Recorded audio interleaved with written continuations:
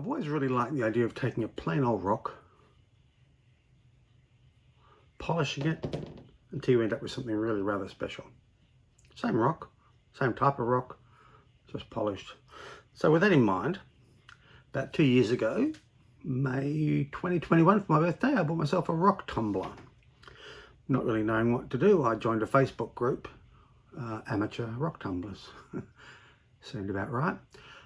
And after tumbling a few rocks, I decided I'd ask the fellow group members where they get their rocks from. Do they buy them online? Where's a good place to buy them? A lot of people replied, why would you want to buy rocks when you live in Western Australia? I don't know. What's the trick? Apparently, and it's so, we have some of the best rocks in the world right here in Western Australia. So for 2 years now, I've been going occasionally rock hunting, looking for all types of rocks. And I'll show you what I've accumulated so far.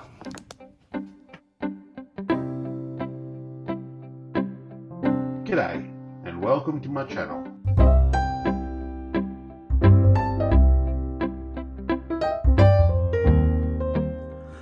All right, here we go. This is my secret stash of rocks, buckets of rocks that I've collected over the last 2 years.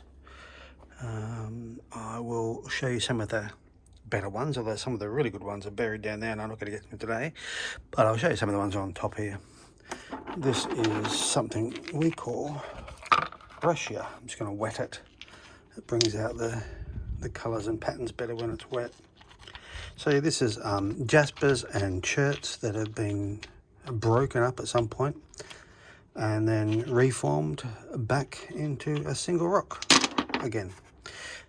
Mookaite now. I'm sure everyone knows about mookaite by now if they've been watching my channel.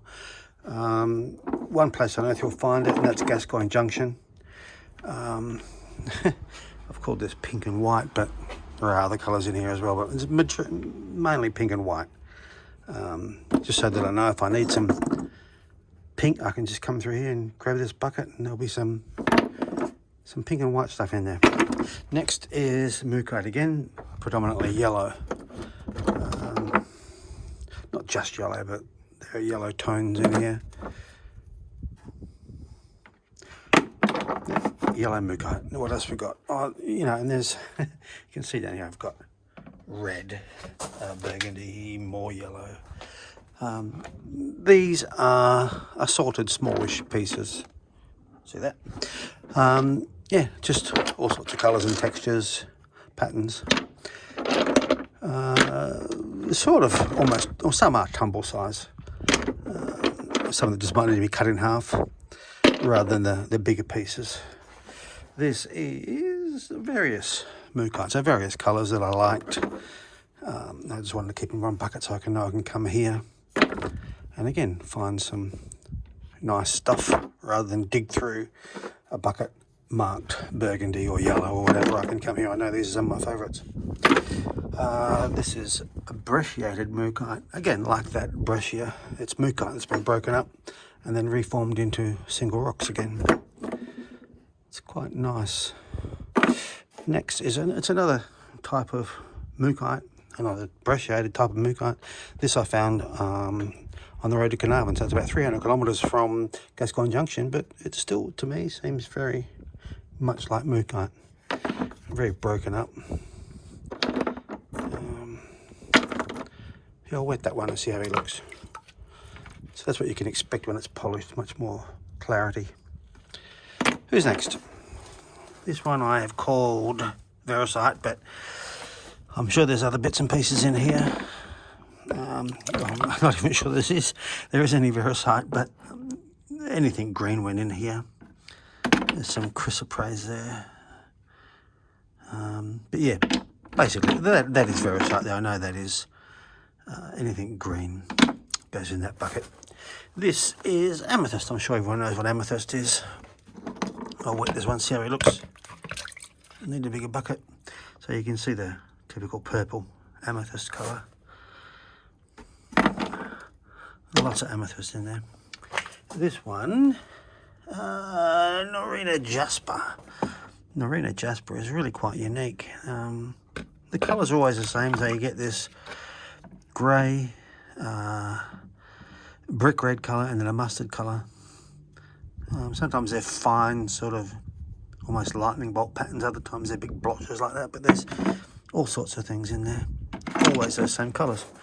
This is Tiger Eye. Underneath is Tiger Iron, slightly different, but this is Tiger Eye. So Tiger Eye is basically an asbestos that's been really tightly compressed. And I'm sure everyone knows that the Tiger Eye, how it reflects light. In the raw, not so much, but once you polish it, it really comes to life and reflects back beautifully. So yeah, I've got a lot of that. I'll be tumbling soon. This one, oh yeah, this is a rock I found on the way to Burrow Rock near Norseman. Let me wet this guy. It has some really interesting pockets, what we call druzy pockets. Druzy for crystals. Crystal pockets. Not sure what I'm going to do with that yet. Probably slab it or something, I don't know. Who's next? Something I've called banded rhyolite. I'm not sure if it is banded rhyolite, but it looks a lot like something called Wonderstone from America, from Nevada, I think. And that is a banded rhyolite, so this got called the same. This is a dendritic common opal.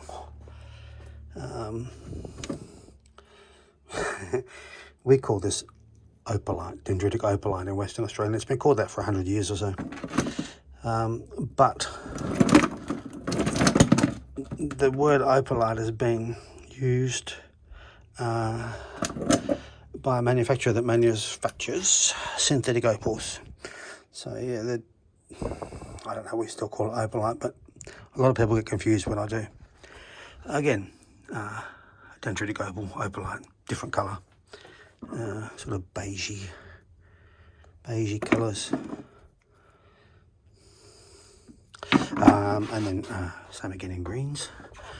There's some really nice greens in here. This one, although you can't see much of it, but you can see where it's been chipped away at the edge there, and on here that it's going to have some beaut colours in that one. This is yellows, yellow browns.